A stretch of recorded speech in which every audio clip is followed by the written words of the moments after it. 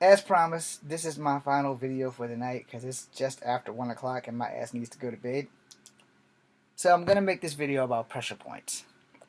And this video about pressure points probably won't be more than 5 freaking minutes. Alright? I'm going to try to keep it down to 5 minutes. 7 or 10 at the latest, or at the worst.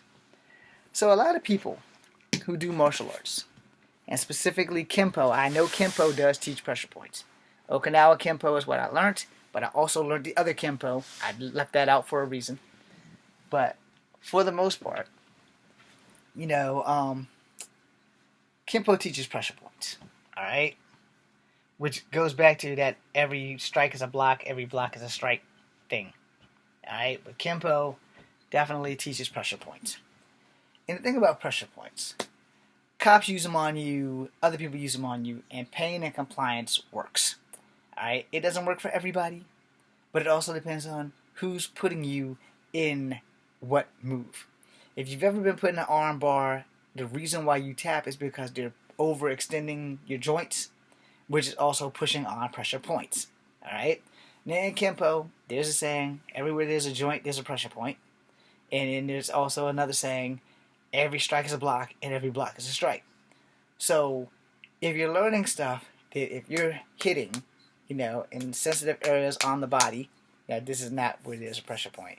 Well, technically, inside here, where people do bad things with razor blades, there's an artery there, which is also a pressure point. Now, this, if you look at my wrists, I don't know if you can see that. See how that twists? Most of that is controlled in here. This is according to what I learned in Kimpo, which is why I tell people if you're going to stop a fight and you have to break somebody, do not do the Steven Seagal break here. You break the elbow. The therapy takes longer. If you don't break the elbow, you break the collarbone and the shoulder, the ball joint, because the therapy takes longer, because doing this shit with a broken collarbone fucking hurts. I've never broken my collarbone, but I've been told by people who have broken their collarbone how much it fucking hurts to try to rotate the fucking arm around. But I know hyperextending the elbow, because I've been in a couple Fujiwara locks, that shit fucking hurts.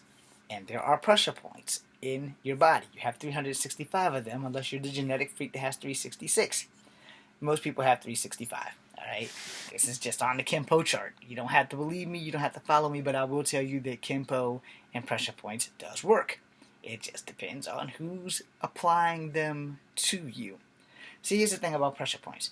They find pressure points when you pass out. If you collapse, they check your pulse, they're using pressure points.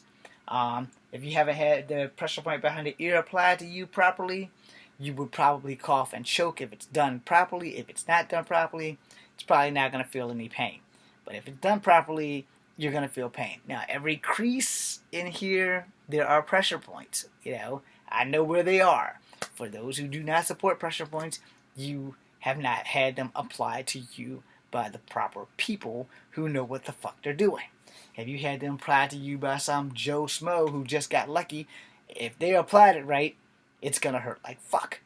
However, if you combine praying mantis strikes with pressure points, you have some deadly shit. It's just a matter of who you're using it on or who's using it on you. When they hold your hand this way and they twist it in Taekwondo and they give you the arm bar and the arm lock and they have it under here or they have it twisted this way and it goes behind your back, those are pressure points that they are also using these holes.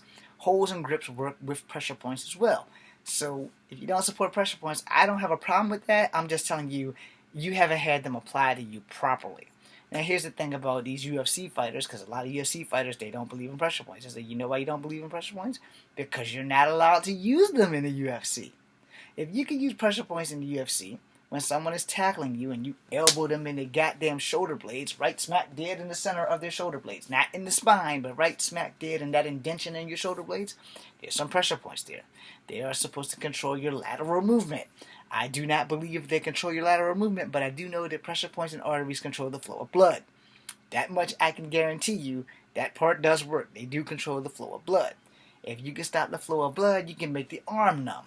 But how many times do you have to elbow someone in that part of their body to stop this arm from functioning? And when somebody's tackling you, you're not going to get the time to keep dropping elbows on them. You know, it's not going to fucking happen. Let's live in reality. But, you know, if you can do it hard enough the first damn time, you could probably stop them.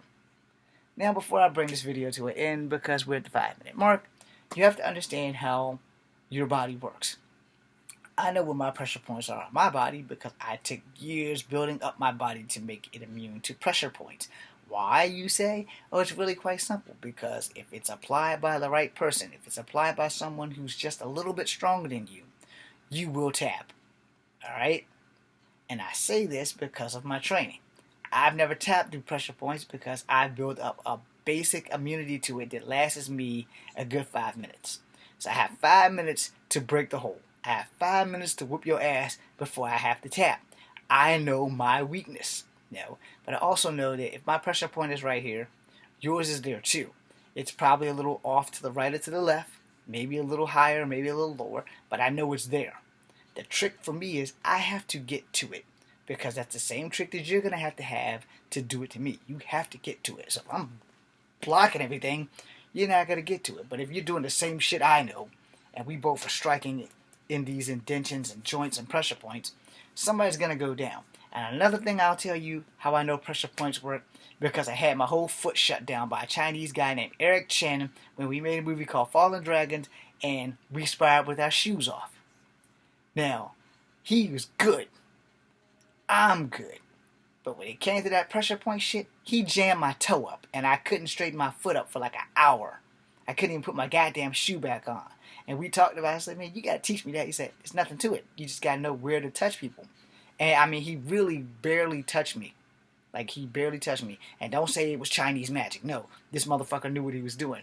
He like, boom, boom, on certain parts of my feet. And I was like, why does he keep fucking with that one foot? I'm trying to really go, you know. And he was really going, but I didn't know he was really going. So whatever his Chinese style was, he hit me in my foot and my toe. They crunched up like make a fist. And I couldn't straighten them up. On my left foot, it was just done.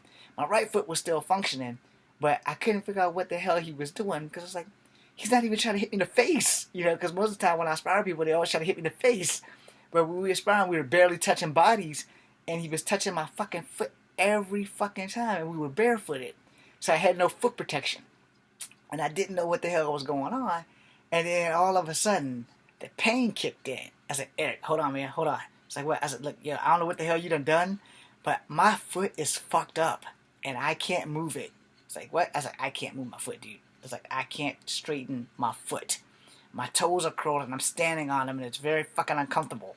And we look down, and my foot is, like, crunched up like this, and he's like, yeah, I got you. And it's like, yeah, what did you do? How did you do that? That was fucking awesome. And he does Kung Fu. And I was like, well, I wasn't taught that shit. No. But that's because I converted over. I didn't get converted to wushu. I just converted over to Kung Fu, and the only difference between Kung Fu and karate is your hand position. No. And then certain techniques. So I was like, damn. You know, Kung Fu is some shit. But his Kung Fu was way better than mine if he could lock up my toe. Now, when we were sparring before, when we had our shoes on, I was giving him every bit of his money worth. Him and Adrian Kyle were some bad motherfuckers, yo. And when Adrian and I filmed, we didn't get to spar afterwards, but he only could film for one day, so I had to put him in, and we had to film everything that day. Thank you, Adrian. Thank you, Eric. Shout outs to those guys. But when I was fighting with Eric on our sparring match without our shoes on, he got the advantage because I had no foot protection. When we were sparring with our shoes on, it was even Steven. But when we took our shoes off, he ate my foot up, and he couldn't fix it, but he fucked it up. I was like, can you fix it? Like, nah, you just have to let it wear off. And I was like, dude, you gotta fix this shit. It's like, I can't. I don't know what I did. I was like, well, you weren't stomping my foot. You were barely touching it. But wherever you touched it, it locked up everything. I was like, damn, dude. And then finally, like about an hour later, it went back to normal. And then I shook his hands, and we went our way. He went on to study with whatever he was doing. Hope you're well out there, Adrian. I hope you're well out there, Eric. Thank you guys for helping me out so much way back then. But, you know, I epically failed, and I'm sorry. But, yeah, pressure points work. Now, I just want you guys to know, experience is your teacher. And if I tell you pressure points work, if they're applied by the right person who know what the hell they're doing, you're going to get it. No. My foot got it. That's how I know pressure points work. Experience. It wasn't a bad experience. It wasn't a great experience, but pressure points do work. I'm James Williams Jr., Comfort Habit number 2. Be seeing